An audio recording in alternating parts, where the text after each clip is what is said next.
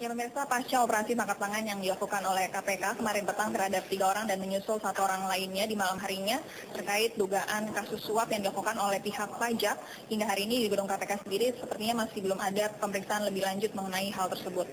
Dari pagi tadi, pantauan kami baru ada 1 orang yang datang ke gedung KPK, yaitu Ketua KONI, Rita Subowo, yang akan diperiksa dalam kasus Pon Riau. Namun baru saja datang juga ke Menteri Keuangan Agus Martowardoyo yang biasanya akan diminta keterangan terkait kasus Hambalang. Namun tidak menutup kemungkinan karena kemarin ada beberapa yang juga berasal dari pihak pajak, maka Agus juga akan ditanyai dan dimintai keterangan mengenai kasus operasi tangkap tangan yang dilakukan oleh KPK kemarin. Selasa petang kemarin, 3 orang berturut-turut digelandang ke gedung KPK.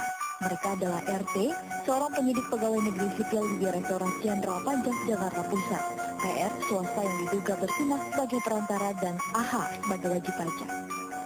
Ketiganya ditangkap di 2 tempat berbeda. PR dan RT ditangkap di lorong pintu selatan stasiun Gambir pukul 5 sore. Dari keduanya, penyidik KPK juga menyita barang bukti. Sementara AH ditangkap di rumah sekaligus kantornya di Jalan Tol Iskandar Depok, Jawa Barat, 10 menit setelah penangkapan pertama.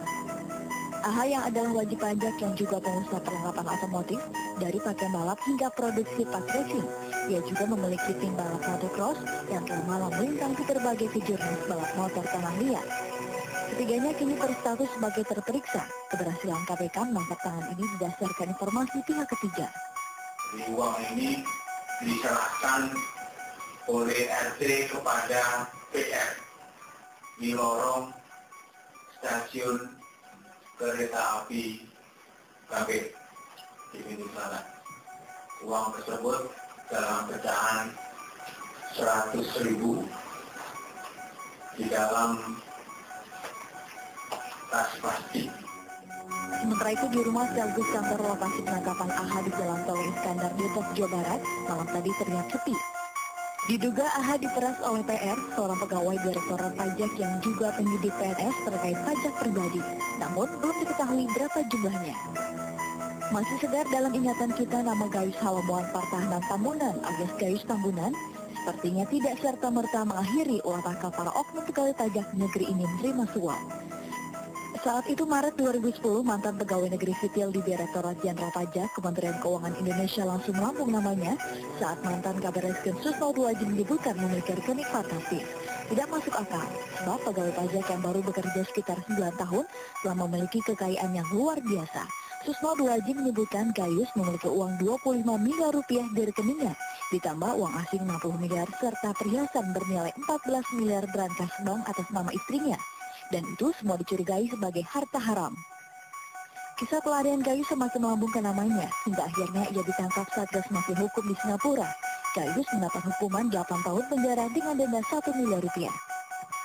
Setelah Gayus, kisah penerimaan gratifikasi oleh Dana Widiatmika menjadi semakin mencoreng nama Direktorat Pajak. Oktober 2012, Jaksa Penuntut Umum saat membacakan dakwaan menyebutkan Dana melakukan 3 perbuatan pidana, yakni menerima gratifikasi berupa uang 2,75 miliar rupiah, merugikan negara 1,2 miliar rupiah, dan melakukan pencucian uang. Ganjarannya 7 tahun penjara dengan denda 300 juta rupiah.